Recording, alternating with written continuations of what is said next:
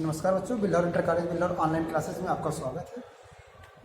इससे पहले पार्ट में हम लोगों ने देखा था उत्तल गोलीय पृष्ठ के लिए अपवर्तन का सूत्र।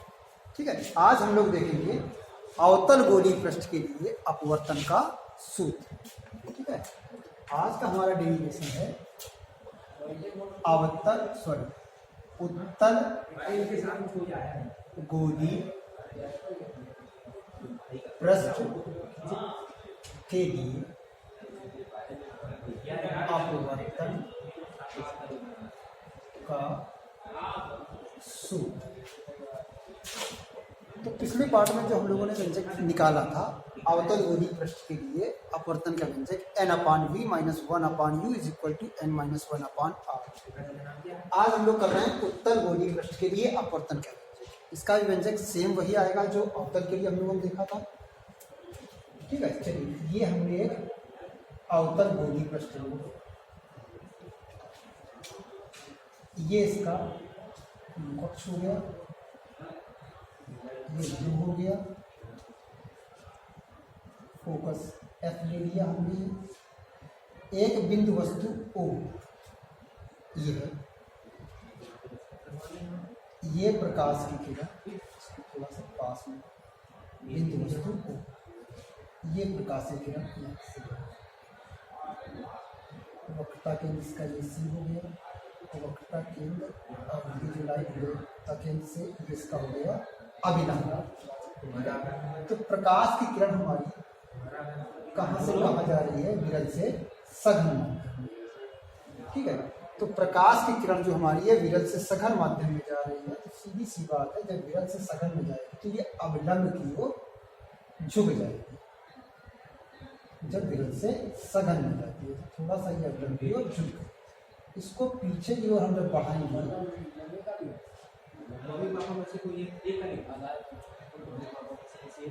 पीछे की ओर ये बढ़ेगी, ये जहां पर मिली जाती है पर यहाँ पर इसका प्रतिबिंब ध्रुव से लेकर वस्तु तक की दूरी हो गई -v, प्रतिबिंब तक की दूरी हो गई -v, और ये वक्रता की दूरी हो गई r। ठीक है, इस कोण को हमने कह दिया अल्फा, ये बीटा और ये गया गामा। इस बिंदु को हमने ले लिया m। ठीक है, अच्छा ये आपतित किरण और अभिलंब के बीच का ये कोण हो गया, आपतित और अभिलंब के बीच का कोण ये हो गया r। ठीक है, तो सबसे पहले यहां हम लेंगे त्रिभुज MOC, वस्तु के साथ जो है MOC। तो इस त्रिभुज का बहिष्कोण क्या है? I। ठीक है, तो ये जो बहिष्कोण है ये इस त्रिभुज के दोनों अंतः कोण के योग के बराबर होगा, अल्फा प्लस गामा। इसको रख दिया इक्वेशन फर्स्ट। इसके बाद हम वस्तु के साथ त्रिभुज ले लेंगे, त्रिभुज MIC।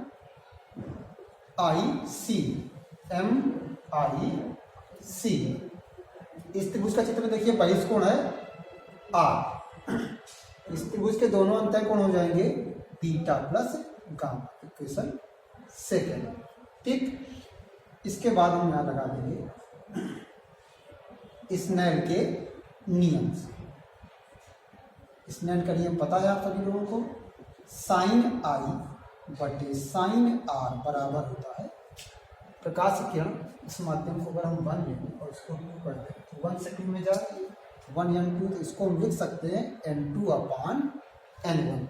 ठीक है, अच्छा फिर यहाँ लिख देंगे चूंकि कोण I व R बहुत छोटे अतः sin I बराबर I तथा sin R बराबर R। तो यहां से क्या बन जाएगा I/R बराबर n2/n1। क्रॉस मल्टीप्लाई करेंगे तो आ जाएगा n1I बराबर n2R। समीकरण 1 और 2 से IR के मान हम यहाँ लगा देंगे। तो n1I बराबर किसके है? अल्फा प्लस गामा के, बराबर n2R का मान है बीटा प्लस गामा। ठीक है। तो यहाँ से n1 का मल्टीप्लाई कर देंगे, n1 alpha plus n1 gamma बराबर n2 beta plus n2 gamma. अब हम अल्फा बीटा एक तरफ कर लेंगे और गामा एक तरफ कर देंगे। तो n1 अल्फा n2 बीटा इधर आ जाएगा, माइनस का n2 बीटा बराबर हो जाएगा n2 gamma minus n1 gamma इधर लेके आएंगे तो हो जाएगा माइनस का n1 गामा। तो n1 alpha minus n2 beta बराबर यहाँ से गामा कॉमन आ जाएगा, तो n2 माइनस n1 गामा। इसको डाल दें इक्वेशन थर्ड, ठीक है। इसके बाद हम अल्फा बीटा गामा के मान, ठीक है, अवतल गोली प्रश्न में आप लोग देख चुके थे, हमने अल्फा बीटा गामा के मान कैसे निकाले थे। फार्मूला बताया था हमने, कोण बराबर चाप बटे त्रिज्या, ठीक है। इसी सूत्र की सहायता से हम अल्फा बीटा गामा के मान निकालेंगे। तो अल्फा बराबर क्या हो जाएगा, चित्र में देखिए, अल्फा बराबर इस कोण के साथ से चाप कितना हो जाएगा एमपी, ठीक है, अपान इसकी त्रिज्या क्या हो जाएगी ओपी। तो एमपी अपान ओपी, ओपी का मान कितना है माइनस यू, ठीक है। इसके बाद बीटा बराबर, बीटा के हिसाब से चाप एमपी अपान इसकी त्रिज्या हो जाएगी आईपी। तो एमपी बराबर, एमपी किसके बराबर, आईपी किसके बराबर है माइनस बी, और गामा बराबर हो जाएगा एमपी अपान पीसी। एमपी अपान पी और सी, यहाँ तक की दूरी हो गई आर। अब अल्फा बीटा व गामा के मान समीकरण समीकरण 3 में रखने, ठीक है। यहाँ समीकरण 3 में हम अल्फा बीटा गामा के मान लगा देंगे। तो समीकरण 3 है n1 अल्फा, अल्फा का मान दिया हुआ है mp upon minus n2 beta, beta का मान है mp अपान माइनस v बराबर n2 माइनस n1 गामा, और गामा का मान है mp अपान r, ठीक है। इधर mp कॉमन ले लीजिए, ये हो जाएगा n1 upon minus you, minus minus ये प्लस हो जाएगा, mp यहाँ से कैरी हो गया, तो n2 अपान v बराबर n2 minus n1 into mp अपान r, mp कैंसिल हो जाएगा, ठीक है। इसके बाद इसमें क्या करते हैं हम, n2 कॉमन ले लेंगे, तो ये हो जाएगा n1 कॉमन ले लेंगे, तो n2 अपान n1, ये प्लस की वैल्यू पहले कर दे रहे हैं, और माइनस यहाँ से n1 कॉमन हो गया तो बचेगा 1 अपान u। इसी तरह से यहाँ पर n1 कॉमन लेंगे तो n2 अपान n1 माइनस 1 अपान r, ठीक है। फिर हम लिख देंगे चूंकि 1n2 बराबर होता है n2 अपान n1 के, तो हमारा ये फाइनल व्यंजक आ गया यहाँ से 1n2 upon v minus 1 upon u is equal to 1n2 minus 1 upon r, ठीक है। ये हमारा गोलीय और उत्तर गोलीय पृष्ठ के लिए अपवर्तन का व्यंजक आ गया, ठीक है। चलिए इसके बाद नेक्स्ट डेरिवेशन लेंगे हम, इरेज कर लें।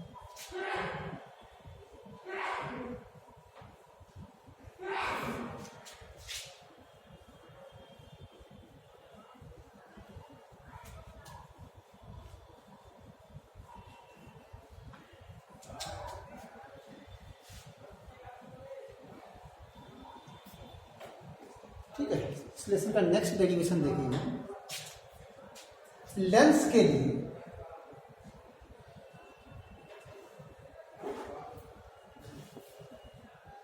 न्यूटन का सूत्र, नेक्स्ट है लेंस के लिए न्यूटन का फार्मूला देखेंगे। चलिए इसके लिए हमने ये उत्तर लेंस ले लिया,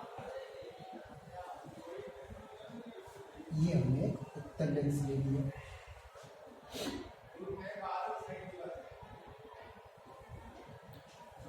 ठीक है। ये हो गया इसका प्रथम फोकस f1, ये हो गया इसका द्वितीय फोकस F2।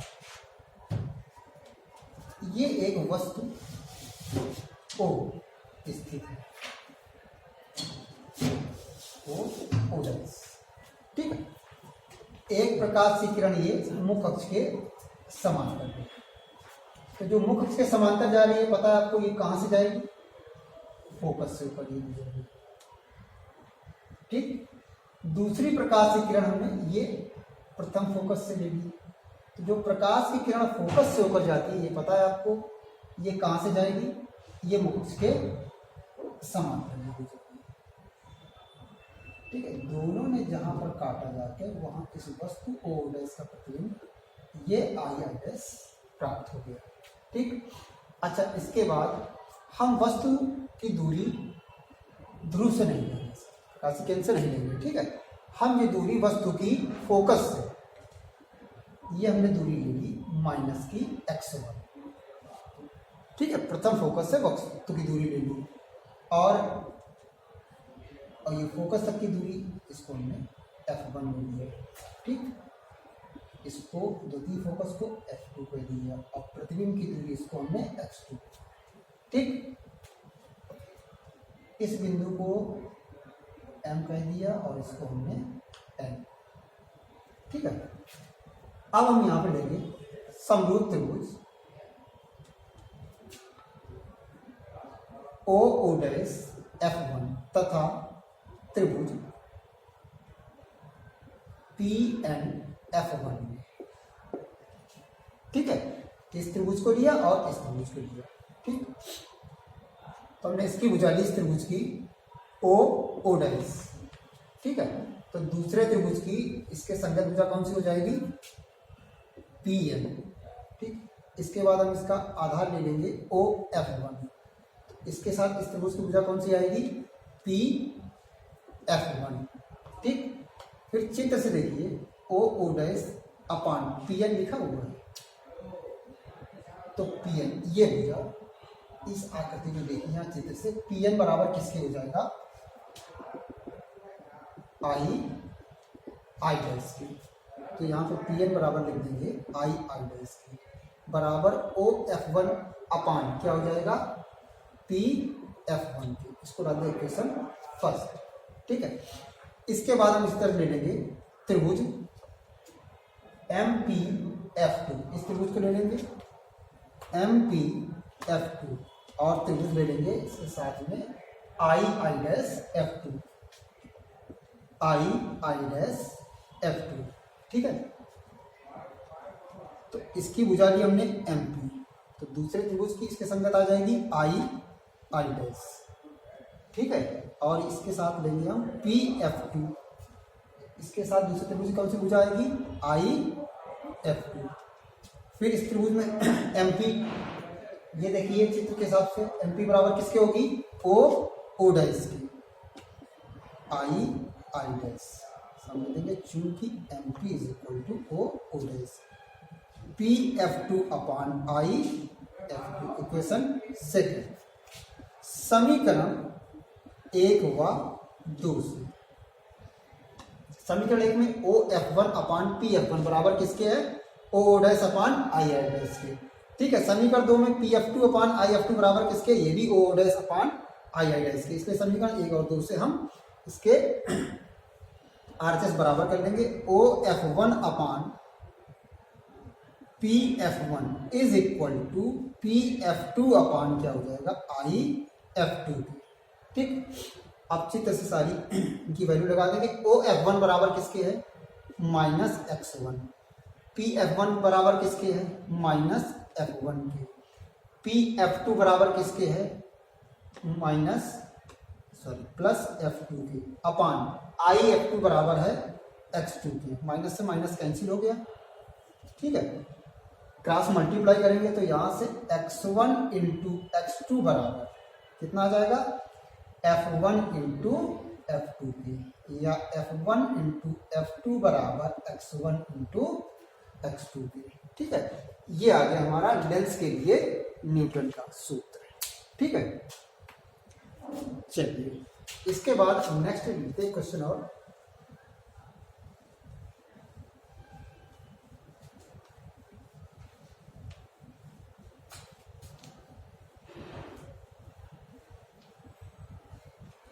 ठीक है, परस्पर संपर्क में रखे दो लेंसों की संयुक्त फोकस दूरी का व्यंजक। ठीक है, लेंसों के संयोजन की फोकस दूरी का सूत्र। ठीक है, दो उत्तल लेंस ये हमारे परस्पर संपर्क में रखे हुए हैं।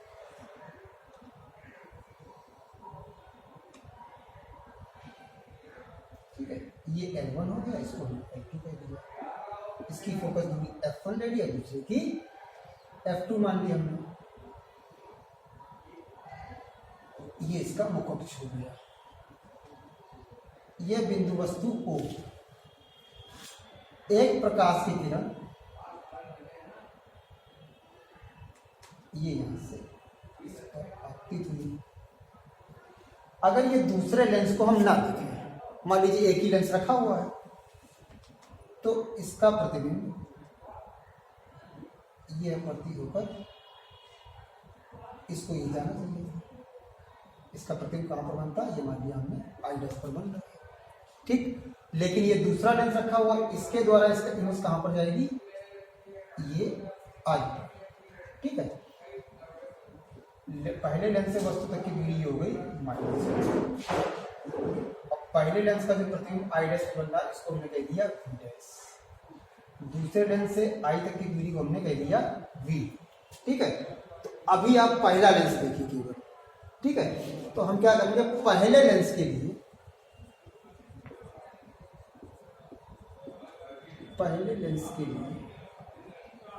लेंस के सूत्र। ठीक है, तो लेंस का सूत्र क्या है, 1/f is equal to 1/v minus 1/u। ठीक है, तो जब इसको हम पहले लेंस के लिए लगाएंगे, पहले लेंस की फोकस दूरी हमने f1 मानी है, दूसरे की f2, तो पहले लेंस के लिए 1/f1 is equal to 1/v। तो पहले लेंस के द्वारा प्रतिबिंब कहां पर बन रहा है, आई डैश पर, तो वहां तक की दूरी कितनी है, v डैश माइनस 1/u। ठीक है, इसको रख दिया इक्वेशन फर्स्ट। अब इसी सूत्र को फिर दूसरे लेंस के लिए,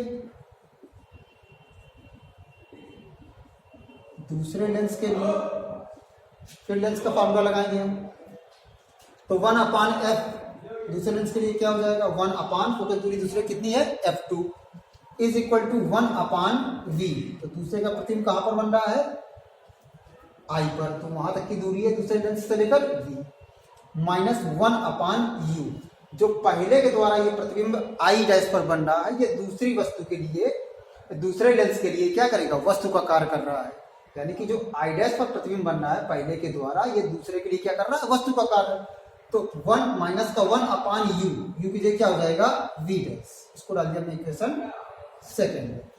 समीकरण 1 व 2 को जोड़ने पर, ठीक है, हम समीकरण 1 और 2 को जोड़ दें तो क्या हो जाएगा, 1/f1 plus 1/f2 is equal to 1/v dash minus 1/u plus 1/v minus 1/v dash. ये समीकरण 1 और 2 को जोड़ दिया तो 1/v डैश, ये प्लस का ये माइनस का कैंसिल हो गया। तो यहां से हमारा 1/f1 plus 1/f2 is equal to क्या आया, 1/v प्लस का माइनस का 1/u। ठीक है, अब हम यहां पे ये लेना कि यदि दोनों को एक मानना है कि संयुक्त लेंस की फोकस दूरी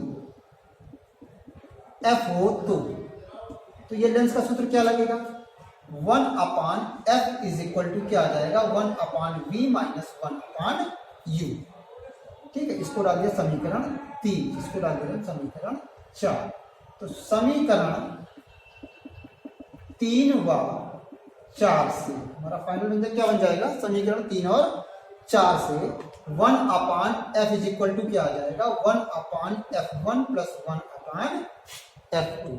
ठीक है, तो ये दो संयुक्त लेंसों की संयोजन की फोकस दूरी का व्यंजक क्या आ गया, 1/f is equal to 1/f1 plus 1/f2। ठीक है, ठीक बच्चों, आज के लिए इतना ही काफी है। नेक्स्ट नेक्स्ट पार्ट में लेके चलेंगे इसके बाद डेरिवेशन। Thank you.